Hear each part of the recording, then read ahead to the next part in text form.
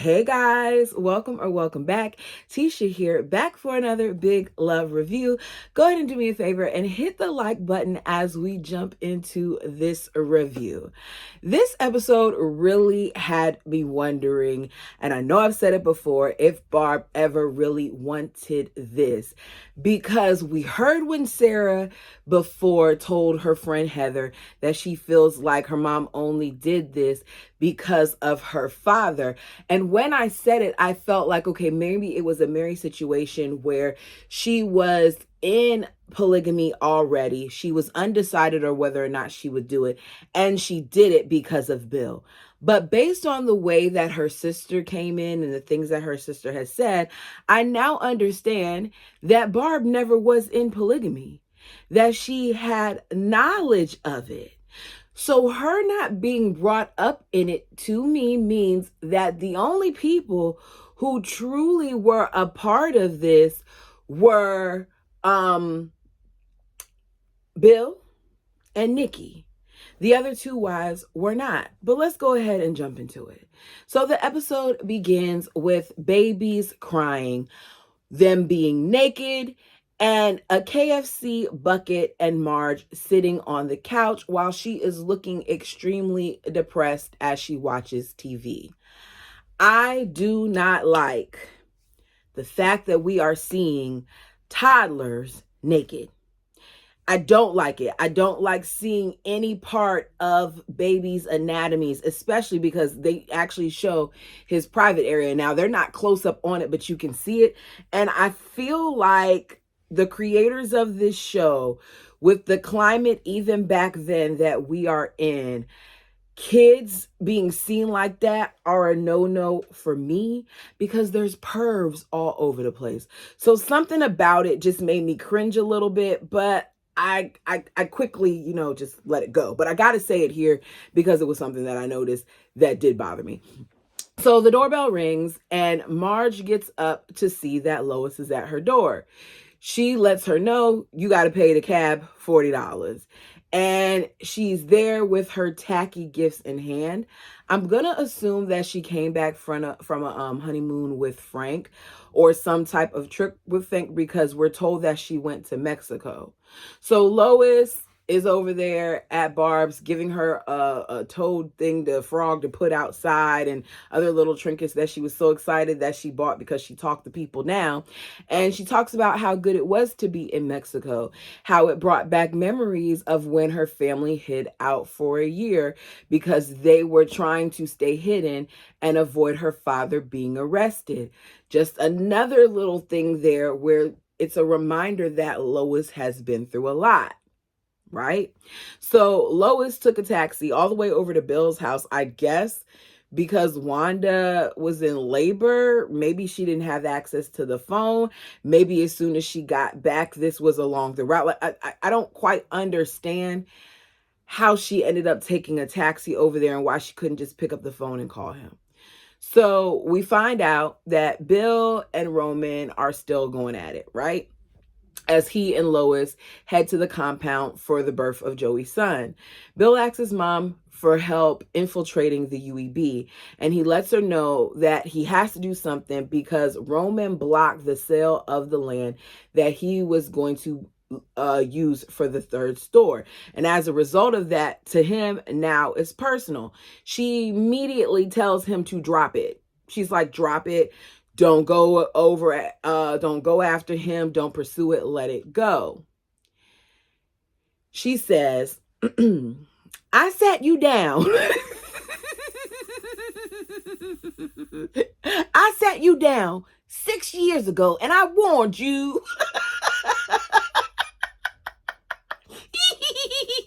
I can't get her voice out that, but I love the way she talks.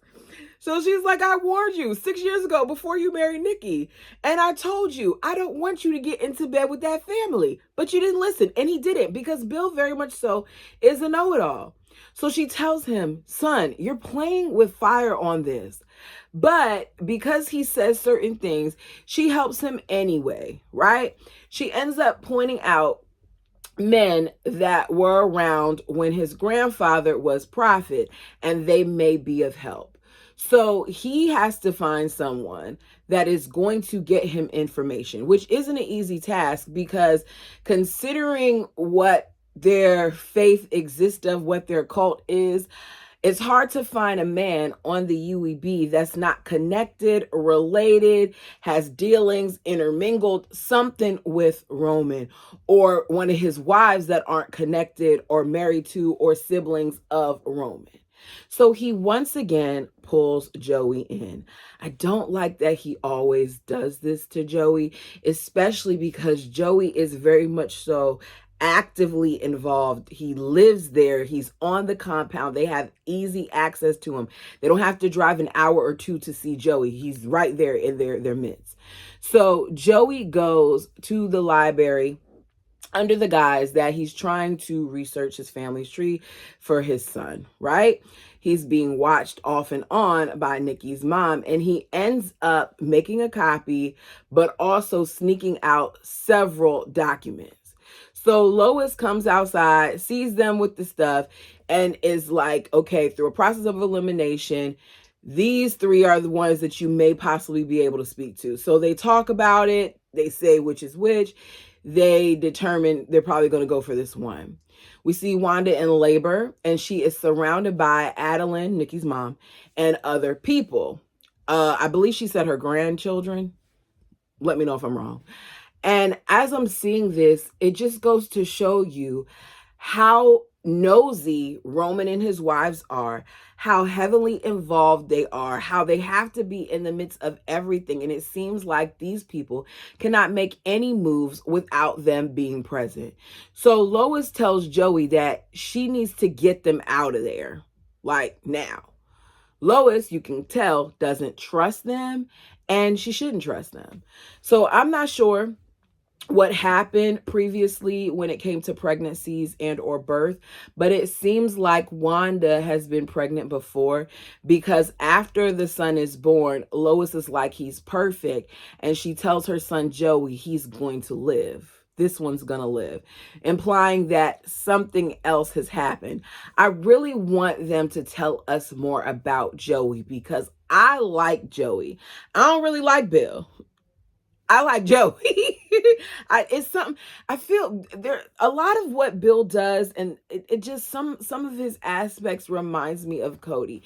It's like he's so focused on himself that he's not looking at how the decisions that he makes is going to affect the others around him, and I just can't get with it. So Bill heads to the one person that he feels like he can get information on the UEB from. Unlike the most of the other men, he only has two wives. His name is Ernest. He allows them to come in because they say that they're Orville's grandsons. I'm not sure if I trust him. Y'all let me know what you think. All right, so let's get into it. So Bill walks in with him, Bill and Joey, and they talk a little bit, and he's telling Bill about the academy and how, the academy has changed so much and how he doesn't like some of the changes, yada, yada, yada. So Bill realizes that Ernest is disappointed because Roman canceled the fitness program. So he thinks this is his end. So he hands him an envelope full of money and is like, this is, a donation, an off-book donation that will help you get that program started back up. Doesn't make sense because everything that is done there has to be ran through Roman, number one. Number two, you're coming across being sneaky like Roman, because here you are trying to bribe people into working for you. If you're going to do this, you got to do it the right way. So he gives him the envelope full of money, and Ernest is looking at him like, you always travel with this much money? Because it's a wad of cash in there. Where is Bill getting all this money from? Cause you got a lot of debt with Nikki, and you over here pouring it. You got to work on that. What are we doing here? The store's doing that good? Okay, good. As they're talking, the phone rings.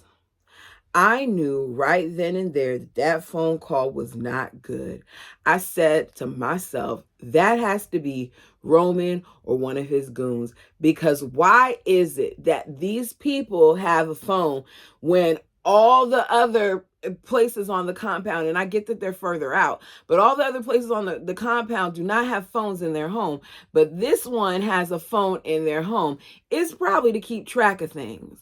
So the wife goes to answer the phone as Bill continues to talk, and he says, what I need to know is what Roman is doing on the council.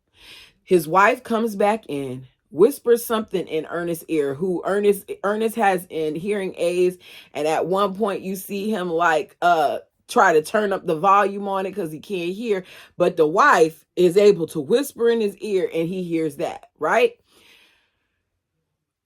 After she whispers in his ear, there's a notable difference in Ernest's body language, but Bill keeps running his mouth, saying that he needs somebody on the inside, somebody that will let him know, as I said, what's going on.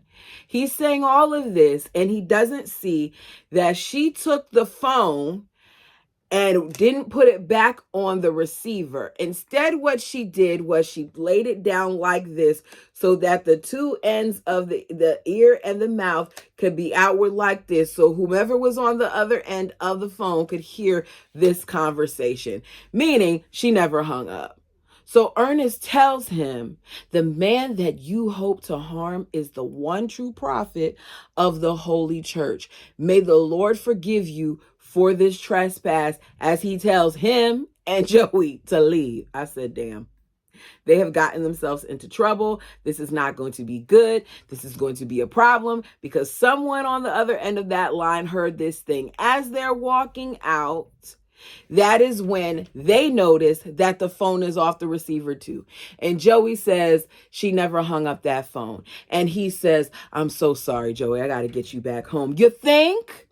You think you have to get him back home after you keep on putting him in these situations where he's being shown to be working with you and being in cahoots with you, and he lives on the compound? You think, Bill? You think maybe you should have thought this through a little bit more? But we'll see what happens because Ernest is going to, come back around later on in the episode.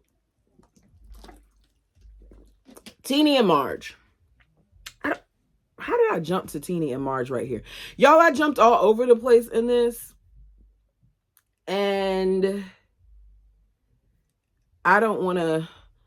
I put that in the wrong stuff. Ooh, how do I want to do this?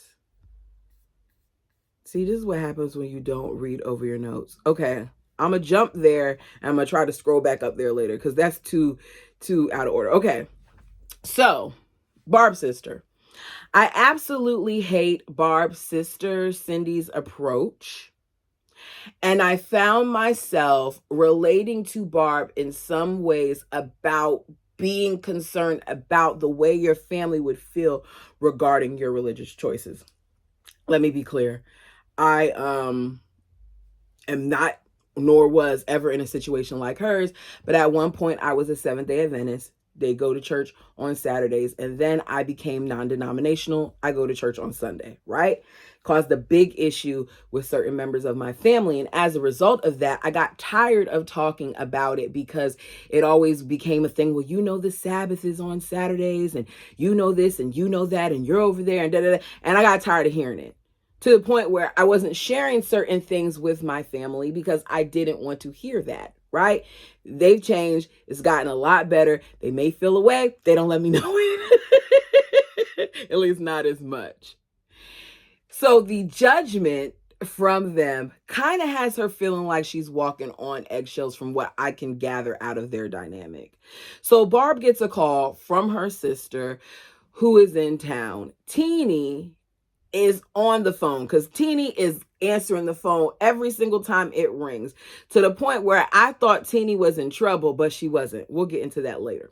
So she's trying to avoid getting on the phone. She tells Teenie, tell her I'm outside, but Teenie doesn't do that. Teenie lets her know she's there and she gives her the phone. So she's on the phone and Cindy's letting her know that she's in town for a conference, and we immediately see how frazzled Barb is, how she's chumping extra hard down on ice, how she's pacing back and forth.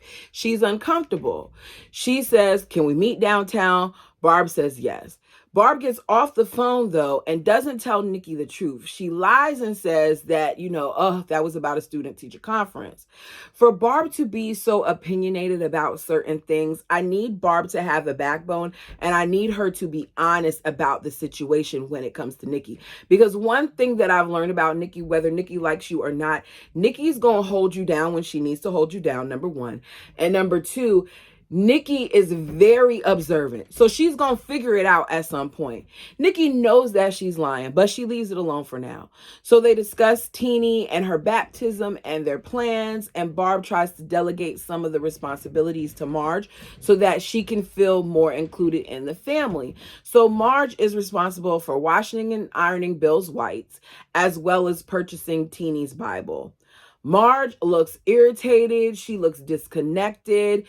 She looks like she doesn't want to be there. So she's like, is that all? And then she walks off, and we see Nikki and Barb talk about it. She's like, I was just trying to include her, whatever. And Nikki's saying that this is all because of the whole 2-to-1 vote. So Marge is at her house washing the whites, irritated, in my opinion, acting like a little kid as she mumbles things under her breath that the wives had said to her, and she's tossing Bill's whites into the dryer. What she does not realize is that the baby that is on her hip has a Crayola, I always say it wrong, crayon, and I might just keep calling it Crayola because I always say it wrong. Anyways, has the Crayola crayon in her hand, and it drops in the whites, and she loads those whites with the Crayola, the red Crayola, in the dryer. Because the baby accidentally dropped it in there, it's going to cause a mess. We know that. And she looks at the baby and she's like, I can get it done. They think mommy's a moron. Maybe not a moron, but you're clearly in over your head at times, and you're lonely, and you're depressed, and you're young, and you're making careless mistakes. So we later see that the red Crayola destroyed the clothes in the dryer.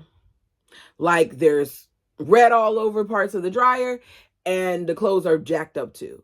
So she ends up going to Pam to get help because she doesn't want the other women to know what she did. So Pam tells her, oh, that's easy. Go to the supermarket, get this product called Poof Be Gone. It's on aisle 6, and it will get that out. Pam then takes this opportunity to say, while I'm doing you a favor, let me tell you something. The missionaries that, I referred to go over to Nikki, the ones that I had come over there to her, which it confirms what some of you all said, that Pam sent them over there.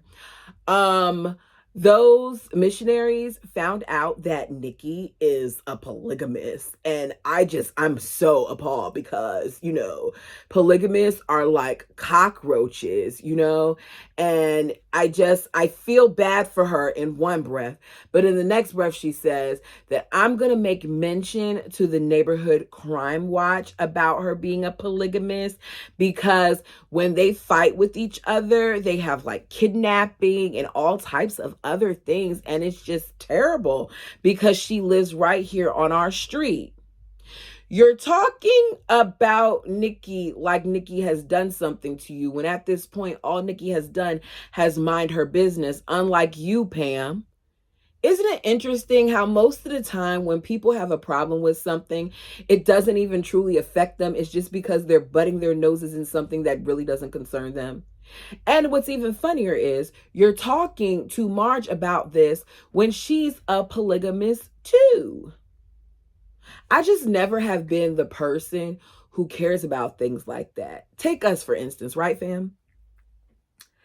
There are members of this family that probably don't agree with some of my beliefs, that probably don't have the same beliefs with me.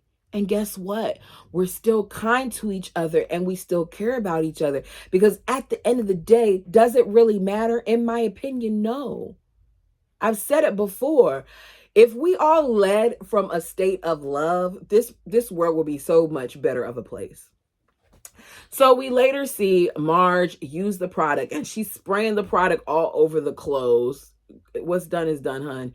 It's not like, it's not embedded in the fabric. This thing melted into the fabric, so you might as well let it go. But she's spraying the clothes, and she ends up making it even worse because the product not only doesn't get the stains out, but it puts holes in the clothes. So she tries to clean out the dryer with that same product, and Barb smells it, comes over there, sees it, reads the bottle and sees that it's flammable, and she starts fussing. And Nikki, who fixes everything, comes over there rolling it out. Nikki is very much so the man in this situation. Fusses at her like she's a child. She says, Margie. Hold on, y'all. I hate when I forget to put all devices on Do Not Disturb. Siri, put all devices on Do Not Disturb.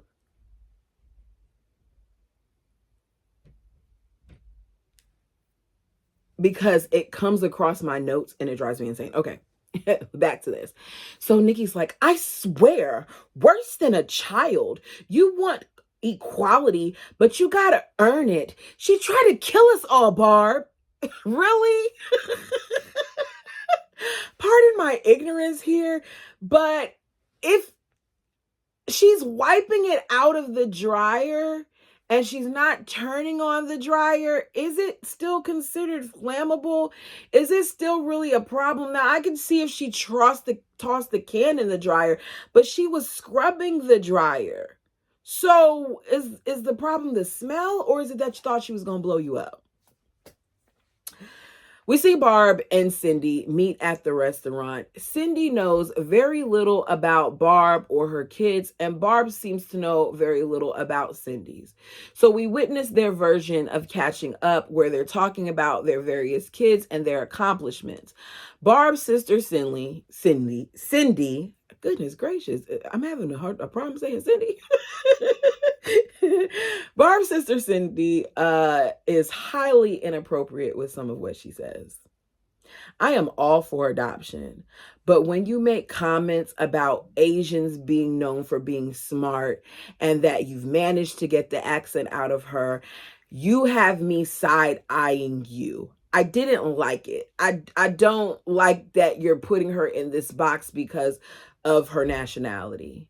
She says her skin is beautiful like a doll. She's good in music and math. Asian children are just, more talented in certain areas. And Barb was looking at her like, and I was looking at her the same way that Barb was looking at her, because girl, shut up. She's like, she's going to be saying y'all by the time she's in 6th grade, I think. Now you see what I mean. Is she trying to make her something that she's not? Because why are you taking joy in her accent being gone? It's a part of who she is, right? Are we saying that because you're saying that she's learned more English? Or like, why are we saying that? The way she said it made me feel like she was trying to erase different parts of her. But I could be wrong. Y'all tell me down below. So she wants to see Barb's pictures of the kids. Barb goes to pull out one of the pictures, and it's the family. That's the first picture that she pulls out.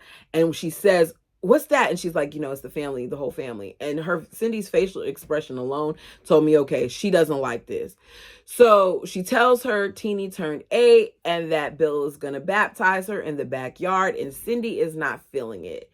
This is when we find out that Barb does not have a relationship with them or her mom. We're told by Cindy that the mom has been praying that Barb will be back in her life. But it doesn't sound to me like the mother really wants her in her life.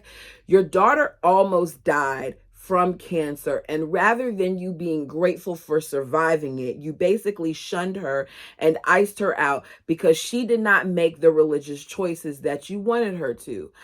I think that's wrong. What her mother wants, in my opinion, is access to those grandkids. So Barb is talking about how much she wants to call her mom and talk to her mom and invite her mother to things like birthday parties and games and award ceremonies and baptisms. And Cindy's response to all that is, yeah, mom really misses the kids. Barb, she's letting you know that it's not about you. She don't care about you. It has been 7 years since Barb has been around her family. After she got out of the hospital, They didn't want to have anything to do with her. We know that's because of Nikki, because you hear the mom say, the grandmother say 6 years ago, da da da da. So it had something to do with Nikki, right? And that's because after Barb got out the hospital, she followed Bill into polygamy, meaning she didn't come a polygamist until later on in life. So Cindy says, her making that decision was shocking to them. What would have shocked them even more was what did she say? According to Cindy, it couldn't have shocked them more if you put a towel on your head and converted to Islam. And she goes, hee hee hee hee hee. Just because you say something with a smile and a chuckle doesn't mean it's not ignorant. Cindy is ignorant. She is. I'm not going to call her the R word, but there are some things there that make me feel like she has preconceived notions about people based on their religious backgrounds and their race and things of that nature. There's very much so a bias there. So according to Cindy, their mom wants to take things slow and she's not ready to see Barb yet. She wants to start with the kids. Barb tells her, I'll think about it, and ends up later on letting them go with his sister. But she tries to keep it from Nikki. Nikki is completely against it. Nikki says that Cindy is judgmental and she makes Barb feel bad and she can't stand Cindy and feels like Cindy talks badly about them, and that she will try to convince the children that what they're doing is wrong. Nikki later, when she comes to pick up the kids, when Cindy does, catches Cindy outside. And even though Cindy doesn't want to supposedly come in, she gives Cindy a tour of the house. And as soon as they enter Barb's home, Nikki says, you weren't going to tell me about this. Barb is talking about this being a first step, and she's whispering because she doesn't want, her sister to hear it. And Nikki isn't buying it. She tells Barb that she needs to assert herself and stop, straddling the fence. Barb clearly is torn. I don't think there's anything wrong with Barb wanting to have a relationship with her family, but I think that there's something called healthy boundaries. And if your family can't accept you for who you are, you don't have to change your ways in order for them to do that. I don't want to penalize the children by being like, no, the kids can't go over there. But if the kids are being told certain things, and if they're being talked about and you're talking about their parents and all those other things, then maybe they don't need to go. Y'all tell me what you think. So despite being told later on not to come to the house to get the kids, Barb drives I think it's an hour drive to get them. She asks her sister if she could come inside to see mom, and her sister's like, mom's asleep. And she's like, well, wake her up. And she goes, that's really selfish, Barbie. No, what's selfish is you guys abandoned your sister after everything that she's been through. She's like, what goes on between you and mother is much deeper, and it's because of your choices. So she ends up taking the kids home. We see Marge freaking out, talking about running away to a place where there's no neighborhood watches, and she's smoking a cigarette with her child in the tub. She asks Sarah later on if she could buy the things that she messed up without telling her mom. Sarah says yeah. And as Sarah's asking her, because some of the things don't have labels or sizes in it, what size this is, she realizes that she does not know what size Bill wears. She feels like she's a bad wife and all these other things. And she has a talk with Sarah on whether or not she considers herself a polygamist. And Sarah's like, at one point I didn't, but my parents are, but people are going to think what you're going to think. And Marge says that she never thought that she was a polygamist, that she used to just think like, I'm in love with your dad and I'm marrying your dad. And then one morning I woke up, here I am, 23. I don't really feel like she's 23, but 23, you're trying to say that she met him at 20 still seems inappropriate to me. And I don't think so. I think she was younger than that. I think she was like 17. But what do I know? And I'm a polygamist. She asks if she's going to leave. And she says, before you left my dad, Nikki bet mom that you would only be here for 6 months. And Marge lets her know that she's not going anywhere. So, do I want to go to Ben or do I want to jump back up to the top?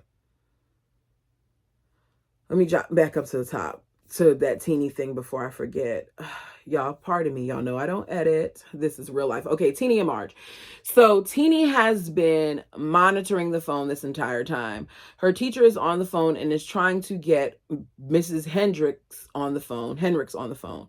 But Teenie has been preventing it, blocking it. As I told y'all before, I thought because Teenie got in trouble or something. So Teenie has a note in her hand, and we see her run out by the pool, and she's trying to hide the note in the flower pot. But Marge is watching her, and she catches her. And Marge needed this moment just as much as Teenie. So Marge lets her know, because they go into the garage, that she has a secret too. She'll tell her secret. So she shows her that she bought a whole carton of cigarettes. And she tells her that, I won't tell your secret. And she's like, you're not going to be mad at me. And she tells Teenie no. So what we find out is that Teenie had to write an essay about why her mother deserves to be Mother of the Year. And she wrote the essay about Barb, and Barb is one of the finalists. And Marge is happy for her. And she's like, I didn't want to say anything because I didn't want to hurt you or Nikki's feelings, because I see you and Nikki like a mom too. And she's like, really? I'm like a mom too? And she's like, yeah. And she hugs her, and you could tell that she needed it, because it completely changes Marge's opinion on herself in that moment, and it makes her feel wanted. So Nikki walks in as Teenie and Marge are in the garage, and Marge is smoking while she's talking to Teenie, and you can tell that this is an issue. Now, we got to be real here. Secondhand smoke is not good. If you want to smoke, I'm not judging you for it. Me personally, it's not my thing, but you shouldn't be doing it around others. For those of us who do not smoke, don't like to smell your smoke. And it kind of, like, for me, it actually burns my nostrils. Like, the smell of it irritates inside. I even, like, my man smokes cigars, and I can always tell if he had a cigar, even if it was outside and I walk outside, it bothers me. Happens with certain people. With that being said, you're in the garage with this little kid, and it's a smoke box. So Nikki walks in, Nikki's upset, and Nikki tells her she's grounded. Nikki really does feel like she's superior to Marge because she's older, and she starts going off on her and saying how she's has authority over her because she's the second wife. And Marge tells her that the second wife means nothing, which we know in their faith, something about the third wife elevates them. So you're saying that the second wife means nothing isn't really a good thing to say. So they're arguing back and forth, and you see Marge finally starting to stand up for herself and is like, take it up with Bill if you got a problem with it. And Nikki raises the garage door to get all the cigarette smoke out because it's choking her up. And she doesn't realize that Pam is being the nosy neighbor that she always is. And she's watching as they argue. And she's like, thanks for coming over, Nikki, as they see Pam. Back on the compound, they return home to find Albie outside waiting on them. This man has eyes everywhere. Roman does. He tells Joey he should go to see his wife and baby. He tells Bill there's no more playing dirty, and he needs to get back home safely to his wives and family. Kind of comes off as a warning.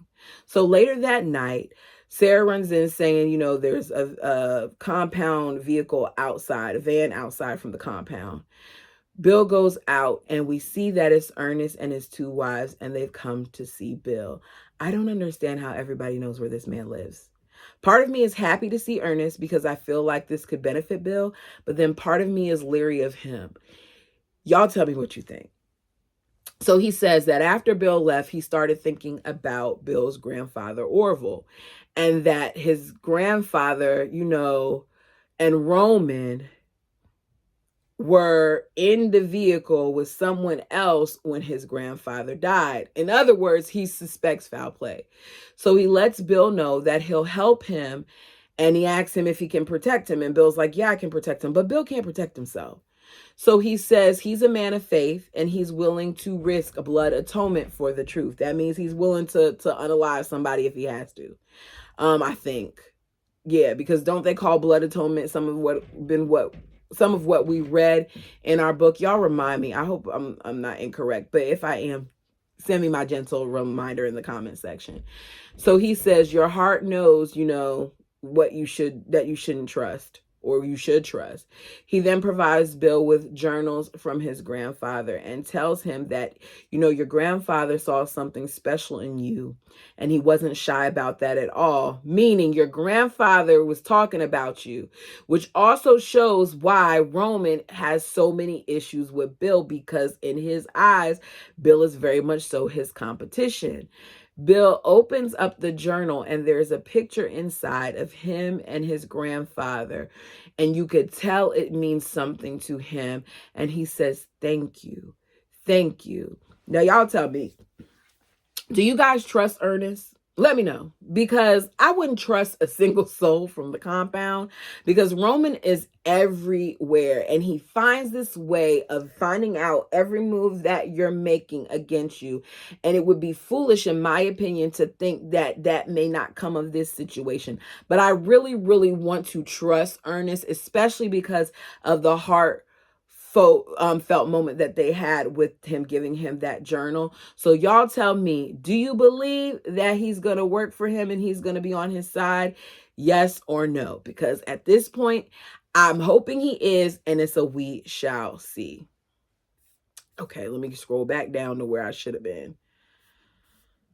Cause y'all, I really don't know how I got out of order like that. Okay, Ben is trying to keep his purity, but his little friend Bryn isn't.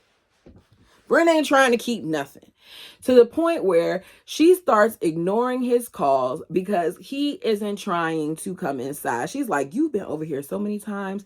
We've ridden home all these times together and you've done nothing." She wants the peen. She does. Sounds inappropriate when I'm talking about teenagers, but that's what she wants, okay? Or as Cody Brown would say, the pencil.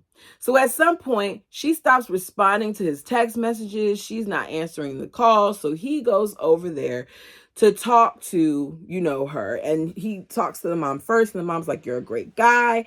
And then Brim walks in and she's like, "I have nothing to say to you." And he says, "I don't want to talk anymore either."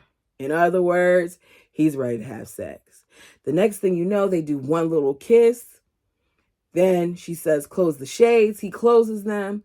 She's taking off her clothes while sitting on the bed. She's telling him to take off his clothes.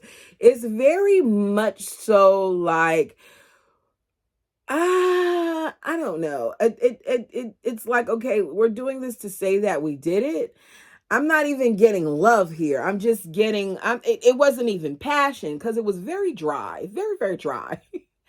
So she puts the covers on the floor and the pillows on the floor, and I think he puts on a condom, because she's laying on her back, he's laying on her back, and you can hear something going on. And they have the most anticlimactic sex scene that I've ever seen.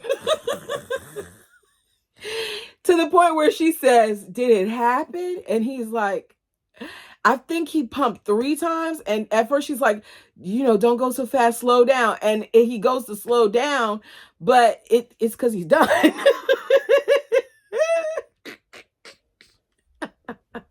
So back at the house, Cindy has shown up, tells Barb that the baptism in the swimming pool, she thought about it and it's really silly. And she talked to her mom and they're going to, willing to have Teeny baptized, where they are at. And she wants to know what kind of example that Barb is showing them, and how Sarah's too independent and Teeny's following that pathway too. The only one that seems to be doing okay is Ben. And I'm like, "Barb, are you going to like really speak up and tell her to shut up or what?" So Nikki overhears this, and Nikki checks the mess out of Cindy, which I appreciated this. She tells her to leave and says there's nothing wrong with our children. They are independent and strong-minded, and they're works of art. And she goes to talk and she shushes her. She's like, "Shh, shh." She said, our children are cared for 3 times, meaning they have lots of moms. And Barb is 10 times a mom than you are. Like, Barb is around her children. She's not off traveling all the time like you. There's nothing wrong with travel. I'm not going to sit there. Like, if you have the nanny, you have the nanny. I'm not going to knock it, but she's knocking it. She tells her to go home. Cindy's like, polygamy is foul. And she's like, God forbid something happened to my sister. Those children are my responsibility, not yours. And I will do everything in my power to make sure that they grow to be good, strong people. And Nikki says, God forbid, like, in other words, like, God forbid you would get your hands on them, and tells her to get out. As she's walking out, Ben walks in from losing his virginity, and his aunt tells him to choose the right, which of course makes him feel guilty, because that's one of the things that's always said when he goes to his meetings.